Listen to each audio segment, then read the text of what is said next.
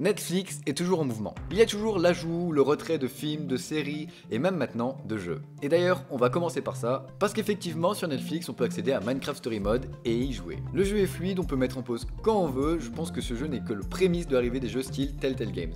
Mais aussi de séries interactives où l'on pourra avoir le choix entre plusieurs actions, normalement une des premières séries à le faire, ça sera Black Mirror. Passons maintenant à l'arrivée de quelques petites choses qui pourraient vous faire sourire sur Netflix. En décembre, et je dirais même le 21 décembre, une nouvelle série arrive sur Netflix issue d'un best-seller nommé Le Parfum. Pour résumer l'histoire, 6 adolescents pensionnaires se lient d'amitié autour d'une passion commune, le parfum. Lorsque des années plus tard, l'un d'entre eux est violemment assassiné, de troublants secrets sont mis à jour tandis que la police enquête sur chacun des membres du groupe. Et pour moi, ce résumé annonce un vrai thriller qui va tout déchirer. Autre annonce de sortie, mais pour 2019, l'adaptation des romans de Roald Dahl, et si vous ne connaissez pas ce nom, vous connaîtrez sûrement mieux le nom de Charlie et la chocolaterie ou encore Le Bon Grand Géant. Ces titres et d'autres du même auteur seront adaptés en série d'animation sur Netflix. Et je peux dire que ça promet et j'ai vraiment hâte. Une autre sortie, mais qui me refroidit beaucoup plus sur ce coup-là, c'est l'adaptation de Cowboy Bebop en live action, c'est-à-dire joué par des acteurs comme un film. Et on a déjà pu voir ce que ça donnait avec Death Note et la catastrophe que ça a été. Et même si le scénariste de Cowboy Bebop a travaillé sur Thor Ragnarok, ça me fait vraiment très peur. Et revenons en France avec Netflix qui a annoncé mercredi qu'il allait produire une série française et fantastique qui décrira une version alternative de la Révolution française dans laquelle un mystérieux virus, le sang bleu, se propage au sein de l'aristocratie et pousse la noblesse à attaquer le peuple. Autant vous dire une petite série qui va tout déchirer, enfin j'espère. Alors ça, c'est ma petite hypothèse. Un nouvel abonnement peut voir le jour avec un coût moins élevé pour attirer plus de clients en Asie. La contrepartie de ce prix moins élevé serait que l'abonnement serait uniquement sur mobile. Peut-être que l'abonnement finira par arriver en Europe et sera une alternative pour tous ceux dont l'abonnement est encore trop cher. On finit sur une mauvaise nouvelle, après Iron Fist et Luke Cage, c'est la saison 4 de Daredevil qui ne verra pas le jour. Et même si les saisons 1, 2, 3 resteront sur Netflix, peut-être que la saison 4 sera sur la plateforme Disney+.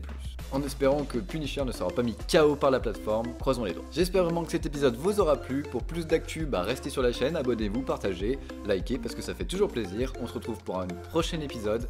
Allez, ciao!